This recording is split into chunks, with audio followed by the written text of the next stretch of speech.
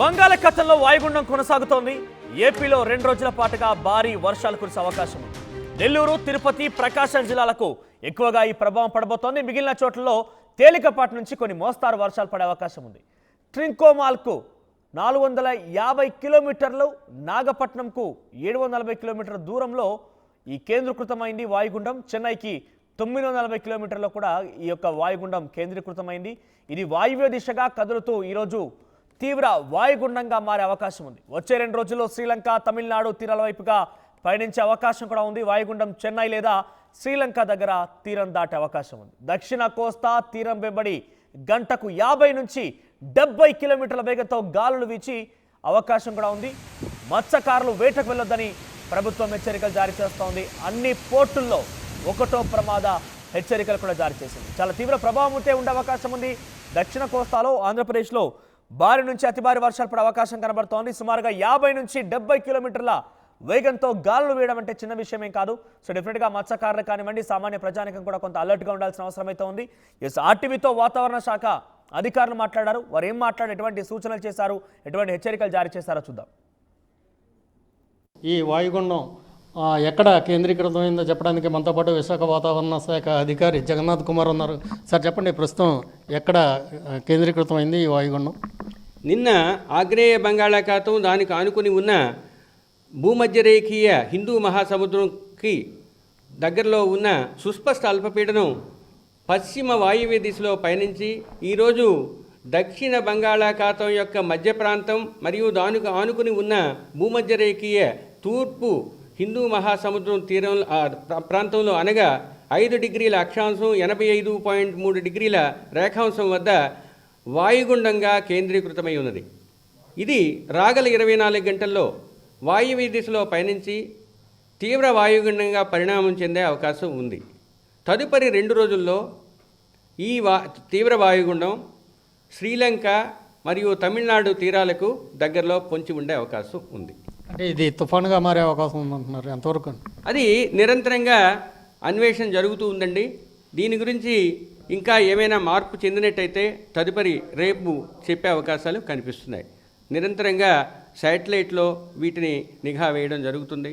దీన్ని పరిశీలించిన తర్వాత మోడల్ గైడెన్స్ని అనుసరించి మేము మిగతా ఏమైనా అది తీవ్రతరం చెందే అవకాశం ఉంటే చెబుతాం.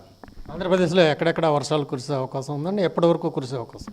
దీని ప్రభావం వలన ఆంధ్రప్రదేశ్లో, దక్షిణ కోస్తా ఆంధ్రప్రదేశ్లో మొదటి 2 రోజులు అనగా ఈరోజు రేపు ఐసోలేటెడ్ ప్లేసెస్లో అంటే 1-2 చోట్ల తేలికపాటి నుంచి మోస్తరు వర్షాలు, 2-3 అనగా 3-4 అనగా 27, 28వ తేదీలో అది కొన్ని చోట్ల, 29 నుంచి 1వ తేదీ వరకు ఎక్కువ చోట్ల తేలికపాటి నుంచి మోస్తరు వర్షాలు దక్షిణ కోస్తా ప్రాంతంలో పడే అవకాశం ఉంది.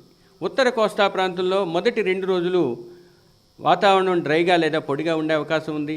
3వ రోజు ఐసోలేటెడ్గా ఉండే అవకాశం ఉంది. 4వ రోజు కొన్ని చోట్ల పడే అవకాశం ఉంది. 5, 6, 7 రోజులు అనగా 1వ తేదీ వరకు ఉత్తర కోస్తా ప్రాంతంలో ఎక్కువ చోట్ల తేలికపాటి నుంచి మోస్తరు వర్షాలు పడే అవకాశం ఉంది. అయితే దీని ప్రభావం వల్ల భారీ వర్షాలు కూడా కొన్ని చోట్ల పడే అవకాశం ఉంది. ముఖ్యంగా 26వ తేదీన నెల్లూరు, తిరుపతి జిల్లాల్లో 1-2 చోట్ల భారీ వర్షపాతం, 27, 28వ తేదీల్లో నెల్లూరు, తిరుపతితో పాటు ప్రకాశం జిల్లాలోను, 29వ తేదీన నెల్లూరు, తిరుపతి, ప్రకాశంతో పాటు ఉత్తర కోస్తా జిల్లాలైన శ్రీకాకుళం, విజయనగరం, విశాఖపట్నం, అనకాపల్లి జిల్లాల్లోని 1-2 చోట్ల భారీ వర్షపాతం నమోదయ్యే అవకాశం కనిపిస్తుంది. సరే, ఈ మత్స్యకారులకు ఎలాంటి హెచ్చరికలు జారీ చేస్తున్నారు? తీరం ఎలాంటి గాలులు వేస్తాయి? ఈ వాయుగుండం తీవ్ర వాయుగుండంగా పరిణామించే క్రమంలో గాలులు పెరిగే అవకాశం ఉంది.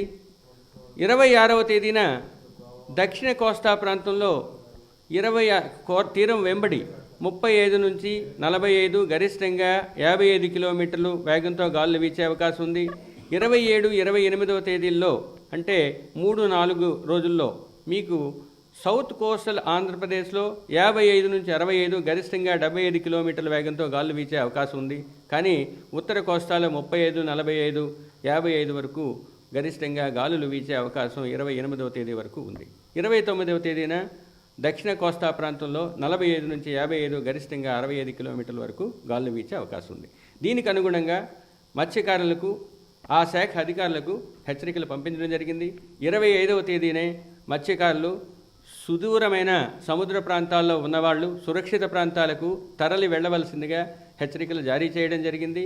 26 నుంచి 29 అనగా 30వ తేదీ వరకు కూడా ఈ మత్స్యకారులు వేటకు వెళ్ళవద్దని, ముఖ్యంగా south coastal Andhra Pradesh, west central బేలో వాళ్ళు తీసుకోవాల్సిన జాగ్రత్తలన్నీ తీసుకుంటూ వేటకు వెళ్ళకుండా ఉండవలసిందిగా హెచ్చరికలు జారీ చేయడం జరిగింది.